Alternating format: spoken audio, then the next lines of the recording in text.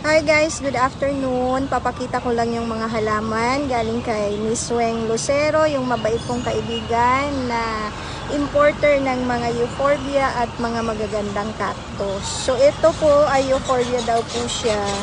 Ang cute nila, para silang maliliit na singkamas.